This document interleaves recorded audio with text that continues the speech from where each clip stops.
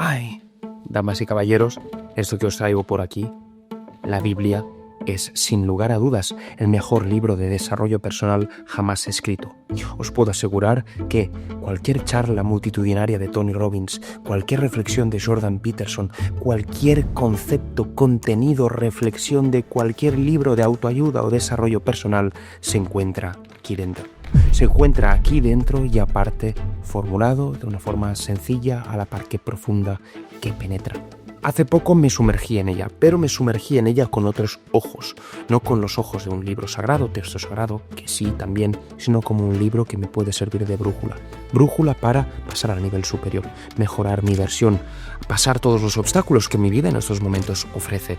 Y de la misma forma que lo puedo hacer yo, también lo puedes hacer tú. Siguiendo la serie que empecé con La Biblia es el mejor libro para ganar dinero de finanzas personales, hoy me gustaría continuar con el desarrollo personal. Como lo que tenemos aquí, la Biblia es sin lugar a dudas el mejor libro de desarrollo personal. Y lo ilustraremos, lo demostraremos con los mejores versículos que ésta nos ofrece. Versículos que transformarán tu vida. Vamos a agarrarla y vamos a leer el primero. Nos dice así. Romanos 12:2. No os conforméis a este mundo, sino transformaos por medio de la renovación de vuestro entendimiento. En el libro del Éxodo, Moisés no era ningún líder. Nació hebreo en tierra egipcia. Un día, viendo cómo golpeaban a uno de los suyos, reaccionó desde la ira y mató a un hombre. Luego se refugió en el desierto, renegó su vida pasada, su propósito. Empezó a ser pastor de ovejas y cuando todo estaba casi perdido, Dios le habló. Dios le habló no para darle la vida que soñaba, no para borrarle el pasado. Dios le habló para renovarle el entendimiento. Moisés pasó de ser un hombre temeroso y tartamudo a enfrentarse al faraón más poderoso del mundo.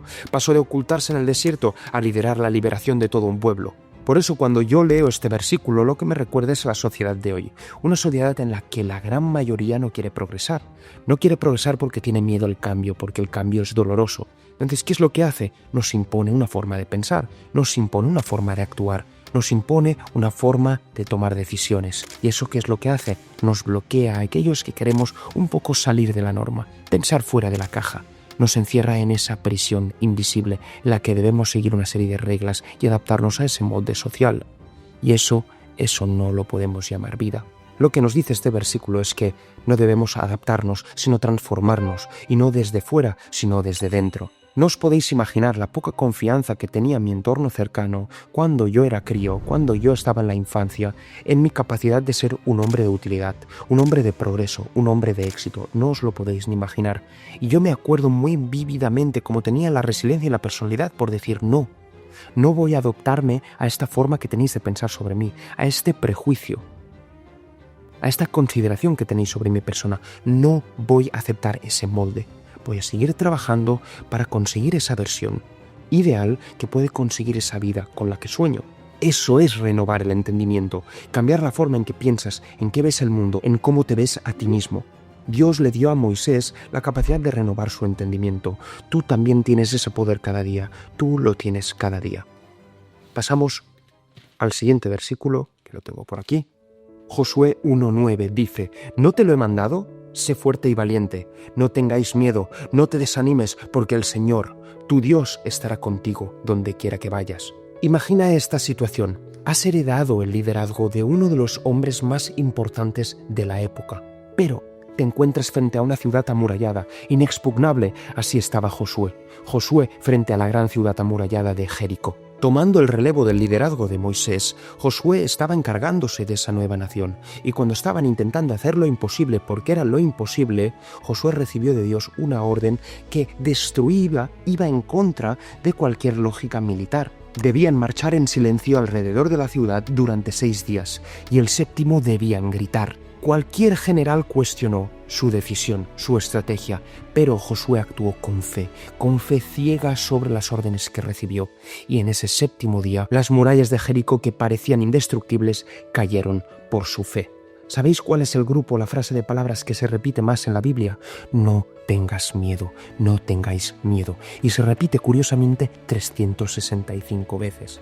Dios sabe que nuestra mayor lucha es contra el miedo, porque el miedo paraliza, el miedo nos convence de que las murallas no caerán. El miedo nos dice que no somos suficientes, que no lo conseguiremos, y es en ese momento cuando debemos actuar con fe de que Dios está ahí, que si nos lo ha puesto en el camino es por una razón, para que progresemos, aprendamos algo, superemos ese obstáculo. No lo sabemos, pero debemos tener fe absoluta en que tiene un sentido en su mayor plan, básicamente. Porque Dios no quiere que no tengamos miedo, Dios lo que quiere es que seamos valientes y que actuemos con fe. Tener miedo consiste en no actuar. La valentía consiste en actuar a pesar del miedo. Si Dios te ha presentado un obstáculo, simplemente avanza con fe. Vamos a por este tercer versículo, lo que tengo anotado por aquí. En Proverbios 16:3 nos dice: encomienda al Señor todo lo que hagas y Él confirmará tus planes. Nehemías era el copero del rey. El copero del rey era alguien que bebía el vino antes que el propio rey para asegurarse de que no estaba envenenado. Como podéis ver, era un rol que requería de muchísima confianza. Y sobre todo, Nehemías tenía acceso directo al trono del rey. Hubo un día que se enteró que Jerusalén, la ciudad de sus antepasados, estaba en ruinas y no pudo quedarse indiferente. Aunque vivía rodeado de lujo, sintió un peso en el alma. Entonces oró a Dios y pidió algo inédito al rey. Quería regresar a su tierra para reconstruir los muros de la ciudad. El rey aceptó. Nehemías pudo liderar todo el pueblo para reconstruir Jerusalén en menos de 52 días. Es aquí donde Nehemías, que no era ni militar, ni arquitecto, ni líder, nada, siempre había sido copero del rey, se había encontrado con este gran plan, este gran propósito, este gran objetivo que Dios le encomendó. De este versículo podemos sacar dos reflexiones interesantes. Número 1, que hay planes que están hechos para nosotros. No sé explicar cómo ni por qué, pero es como si Dios nos hablara a nuestra oreja y nos dijera que por ahí está el camino. Por ahí está el camino y que debemos tener fe. Dejar ir, fluir todas las expectativas, cambios, opiniones, simplemente guiarnos por nuestra intuición. Y luego hay planes que ya de primeras sentimos que no saldrán, que se deconstruirán, que nos terminaremos desviando. Y es importante desde un inicio empezar a cultivar esa intuición que nosotros tenemos, más bien la escucha a esa intuición que todos tenemos. Y la otra reflexión es que es imposible saber con claridad qué camino debemos seguir si no le pedimos a Dios claridad. Es imposible saber qué dirección perseguir si no le pedimos a Dios dirección. Es imposible. Por eso debemos hablar muchísimo con Dios. Cada día, a todas horas, mantener ese diálogo constante y pedirle claridad, pedirle esa sabiduría que nos permita seguir por el camino que Él nos encomienda, el más adecuado. Gálatas 6:9 dice: no nos cansemos, pues, de hacer bien, porque a su tiempo segaremos, si no desmayamos. Ruth era una mujer que lo había perdido todo, viuda recientemente, extranjera, no era cristiana, no tenía dinero, lo había perdido todo. Sin embargo, ella podría haber vuelto a su tierra de otra religión, pero decidió quedarse en la tierra donde estaba su suegra Noemí. Su suegra Noemí, también viuda, y decidió ayudarla. Le dijo a Noemí: tu pueblo será mi pueblo, tu Dios será mi Dios. Para alimentarse salía al campo a recoger las espigas caídas. Era una ley de Israel que permitía a los más pobres recoger esas sobras que quedaban de las cosechas. Y eso es lo que hacía Ruth cada día, bajo el sol, sin descanso, única y exclusivamente para alimentarse, pues tanto a su suegra Noemí como a ella misma. Y lo hizo con mucha diligencia. Y mientras trabajaba, Ruth fue vista por Bus, un hombre noble, apuesto, con recursos, con el que se terminó casando. Y Ruth también entró en la genealogía de Jesús, no por su poder, sino por su perseverancia, por su bondad, por su fe, de que seguía trabajando en esa tierra santa, día tras día, para poder alimentar tanto a Noemí como a ella misma. Lo que nos dice esta lección es increíble. El bien que hacemos cuando nadie nos ve nunca queda vacío. Y lo que sembramos en fe, recogemos en el tiempo de Dios, no en el nuestro. La Biblia nos dice: no te canses, porque el bien que cultivas en privado no queda vacío. Y eso nos sirve para dos reflexiones. Número 1, para tener esa certeza de que Dios siempre nos bendecirá si actuamos con bondad, con fe, con buena intención, haciendo el bien. Tarde o temprano, pero en su tiempo, no en el que nosotros escojamos, en su propio tiempo en el que Él decida. Y segunda reflexión también, más para la vida cotidiana. Lo que nosotros cosechamos en privado siempre se ve en público, siempre. Los libros que leemos se notan en las conversaciones que tenemos. La disciplina que tenemos se nota en nuestra claridad mental. Nuestra gestión emocional se muestra en nuestras relaciones o en nuestro control de nuestra vida. de qué es lo que nos ocurre y cómo lo enfocamos. Nuestros hábitos se perciben en nuestra felicidad. Todo lo que hacemos en privado se puede ver en público, siempre, siempre, siempre. Y nosotros deberíamos juzgar a los hombres no por lo que enseñan al público, sino por cómo actúan cuando nadie los ve. Santiago 1:4 nos dice: pero que la paciencia tenga su obra perfecta, para que seáis perfectos y completos sin que os falte nada. Job era un ganadero muy rico, muy feliz, con una vida increíble, y lo terminó perdiendo todo. Sus hijos, su salud, su dinero, sus propiedades, todo, absolutamente todo, menos su fe en Dios. Sí que Dios le quitó todo, o la vida le quitó todo, pero él nunca perdió la fe y siempre tuvo paciencia de que terminaría consiguiendo eso que perdió, incluso más, y siguió trabajando con paciencia y perseverancia, sin desistir. Dios, un poco más tarde, le bendició con el doble de lo que había pedido en su momento, con el doble de lo que poseía en su momento, para compensar su fe, para compensar sobre todo su paciencia. Este versículo tiene mucho peso para mí, porque es importante entender que la Biblia nos dice que la paciencia no es una espera pasiva, es decir, simplemente estamos esperando de forma pasiva. No, es una confianza activa que transmitimos diciéndole a la vida: me espero porque sé que llegará mi momento, sé que se dará, seguro. Job no entendía el por qué, pero confío en el quién. Debemos siempre en esta vida adoptar un rol de observadores, ver las cosas que nos pasan como mera observación, sin comprometernos de forma emocional, sin conectar de forma emocional con ansiedad, disgusto, tristeza. No, simplemente verlo como observadores y tener mucha confianza.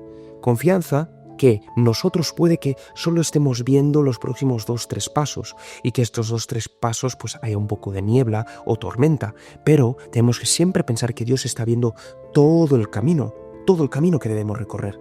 Mientras nosotros vemos solo los 2 pasos siguientes, Dios ve todo el camino que debemos recorrer. Debemos confiar, tener fe y avanzar ciegamente. Corintios 9:24 nos dice así: ¿no sabéis que los que corren en el estadio, todos a la verdad corren, pero uno solo se lleva el premio?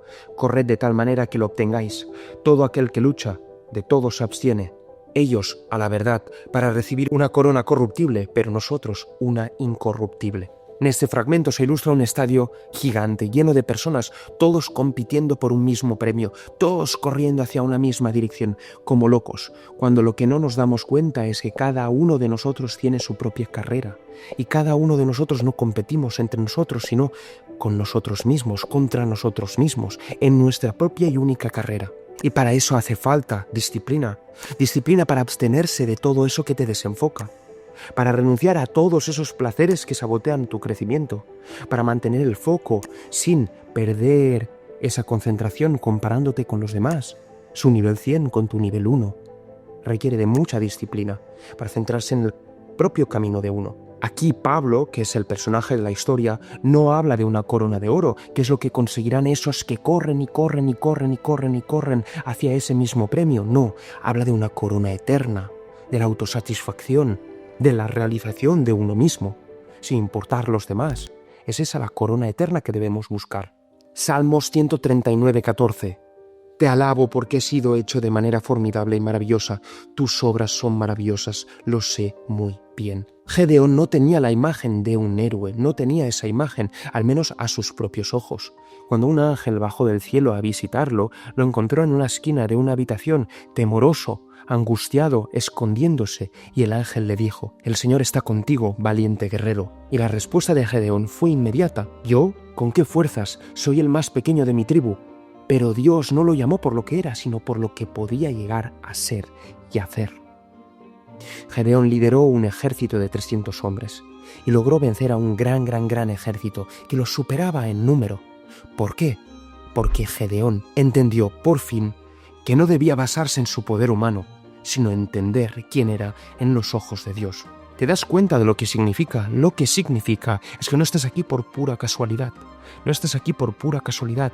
Eres una obra excepcional que ha venido a desarrollar su propósito, y debes tú mismo estar convencido de ello con todas tus fuerzas. No eres esa etiqueta, ni eres esa crítica, ni eres ese prejuicio.